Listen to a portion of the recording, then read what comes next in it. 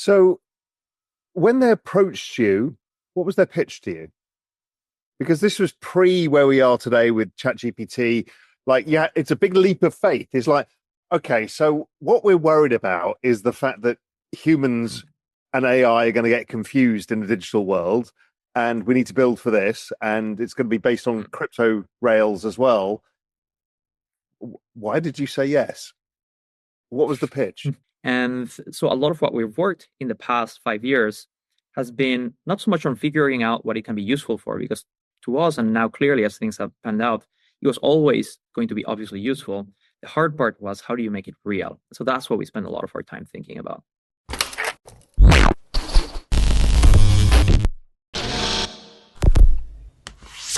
Hey guys, welcome to Everyday Finance. Record-breaking run that Bitcoin has been on is discussed in depth by Raoul Pal, which brings about forward-thinking conversations about what the future holds for the cryptocurrency.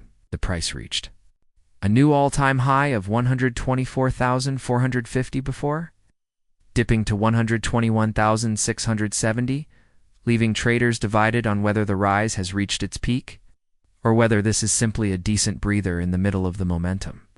The price reached a new all-time high of 124,450 before falling to 121,700. The data that is available on the blockchain suggests that the market is robust, with a limited number of sales, cheap financing rates, and the likelihood of an increase to $187,000 occurring. However, technical signs are showing that caution is necessary, so this is something to keep in mind. Overbought. RSI level, a rising wedge, and a bearish divergence are all indicators that indicate momentum may be decreasing in the short term. Bullish divergence is another warning. Give us the crypto story.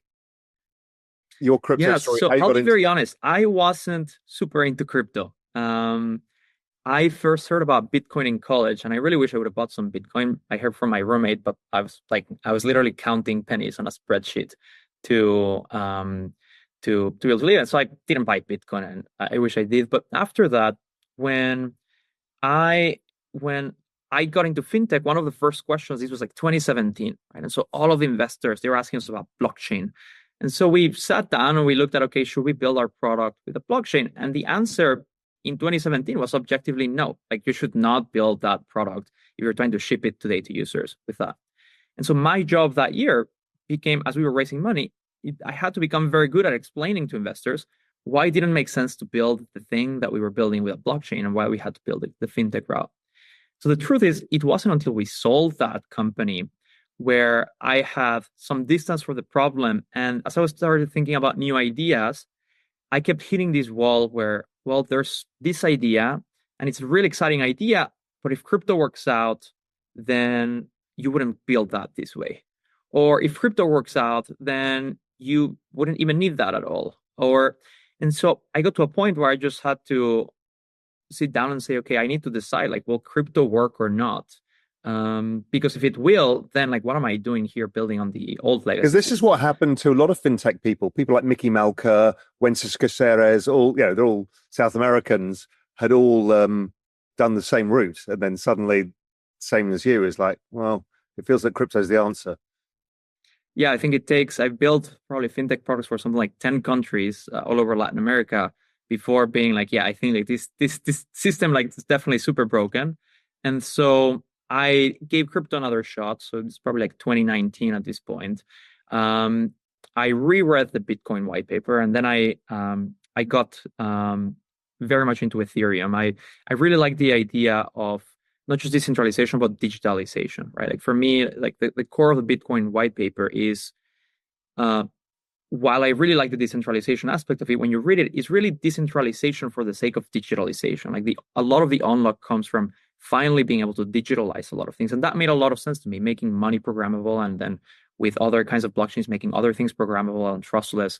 It's incredibly powerful. And so through that, I slowly started getting into this. And when I heard about WorldCoin, it made a lot of sense that also identity would need a lot of those properties that money does, right? It needs to be global. It needs to be trustless. It needs to have many of the properties that that money would need to have. So it made a lot of sense to me that the World team back then was thinking about building this as a crypto project. So when they approached you, what was their pitch to you? Because this was pre where we are today with ChatGPT. Like, yeah, it's a big leap of faith. It's like, okay, so what we're worried about is the fact that humans and AI are going to get confused in the digital world, and we need to build for this, and it's going to be based on crypto rails as well. Why did you say yes? What was the pitch? Yeah. Because it Honestly, takes a lot of pitch was foresight, right? very similar to what you would hear us go say on stage today, which is crazy, right? And the pitch was basically AI is going to happen, and there's specifically three problems that Sam and Alex were very curious about back then that I think are still very relevant. Number one is the economic impact of AI, right? We're going to go from the jobs of today to the jobs of tomorrow, right? Like, probably are going to need to help people some way or another. But even more than that, there's going to be so much wealth unlocked that you have to figure out how to distribute that. Two, there's like the governance question and democratization of AI, right? If these systems get like really powerful, you probably don't want one company or one person to control it. So you have to like start innovating on governance. But without one person, one vote, it's just like a really hard thing to do. Fair access to AI, right? If this is truly going to be such an important technology, how do you make sure that everyone in the world has access to it when it is a limited resource? Because compute is a limited resource. Okay? But then also, and what has turned out to be the first problem that we've experienced, is trust is going to completely break down on the internet, right? That was already a little bit of a problem back then. And so you could see that, you could see the trend line. But when anything can be faked with AI, how do you know who and what to trust? Right? And when you go on Twitter, how do you know if these 20,000 tweets on some really important topic, how do you know if those are one person with 20,000 bots or actually 20,000 people? And so that made a lot of sense. And the really interesting part of it is that all of those problems sound very different. But when you squint a little bit, you really only need one thing to solve all of them and more things that we have, which is you need a network of real humans. If you had a network of real humans, you have the tools that you need to solve all of those and more things. And so then the only question was, okay, then how do you go about making that network of real humans possible from a technological perspective, from an adoption perspective? And so a lot of what we've worked in the past 5 years has been not so much on figuring out what it can be useful for, because to us, and now clearly as things have panned out, it was always going to be obviously useful. The hard part was, how do you make it real? So that's what we spend a lot of our time thinking about. Although Bitcoin is going through a period of cooling, Cardano ADA is gaining popularity in the cryptocurrency market. A bull flag that had been in place for several months has been broken, and the token has enjoyed a 20% spike in a single day, reaching its highest price in 5 months at 0.99. This occurred after the bull flag had been in place for several months. In the event that the current momentum continues, analysts say there is the potential for a surge of 100 to 150%, with aims ranging from 1.60 to 1.75. Furthermore, strong long-term holder belief lends credence to the bullish stance as ADA attempts to regain prior highs. This is the case despite the fact that 15 billion ADA have been steady for more than a year. So the other big part of this is going to be the partnerships. It's the applications layer. Where does it become vital to do? You know, interesting enough, I went down this rabbit hole 4 years ago, and I tried to get together Google, Apple, Amazon, Microsoft, and I can't remember who else, get them together in a room. I tried to get all of the people who were the heads of Web3 and said, we need to solve ID really, really, really fast. And they're like, yes, we agree. And then I said, we need a commonality of standards. And they said, yes, and it's never going to happen because we will not accept other people's standards unless forced to by government. And that was quite shocking to me. And these were all the kind of heads of Web3 of all of the big tech companies. Facebook were there as well. And they're like, we just can't do this. So how are you guys going to get over that problem? You've got Tinder, great. Okay, that's a really good use case. But we've got to get everybody to use some form of digital ID, whether it's yours or whether it's zero knowledge KYC stuff. There's a bunch of people working on different elements of this. It's incredibly important. But how do we get people to actually force them to adopt it? Not the So the, end user. The end user's fine. We all need that, but it's getting bloody Microsoft or whoever it is, Facebook, to agree. so it's very simple, right? It's by solving a problem that they couldn't solve otherwise. And so when I think about a lot of the conversations that we have, a lot of the partnerships that you've seen, and the ones that are on the pipeline right now, they are not with the head of Web3, they're with the CEOs. Yeah. They're with the CEOs. Now it's become a for problem. many of these companies, they understand there's two problems. There's two things.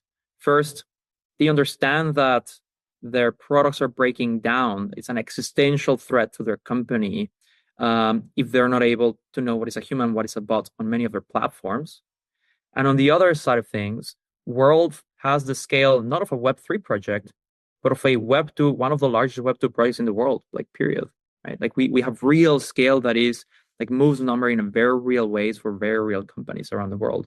And so when you have real scale and you're able to solve a problem that they can't otherwise, the truth is they don't care whether we're using ZK or not. We really care. Right? And we have the ethos of everything crypto related. Companies around the world, they just want to solve these problems.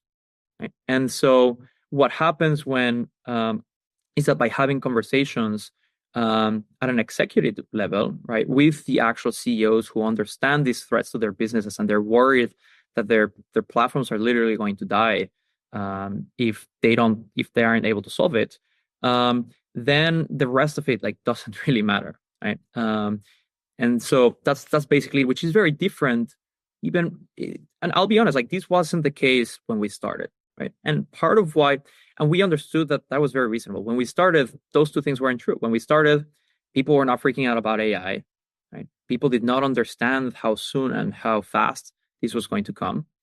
And we also didn't have a lot of users. Right? And so what we said is, okay, we can't really move AI timelines. We just trust that will come. So we'll focus on growing the network. And that was I think, a very correct but non-obvious decision that we made, which was, you know what, for the first 2 years, we're going to focus on the technology and growing the network.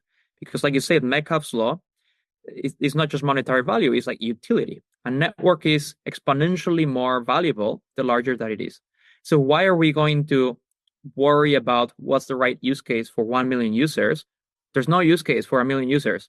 Just find out a way to get to 10, 50, 100 million users. And then there's use cases all over the place. Right? And so this is why we focused on the strategy of, okay, let's grow with a PayPal-like model. Let's build the technology, which is going to take years to do, and trust that AI is going to catch up. And the truth, to be honest with you, I think AI has gone faster than we expected.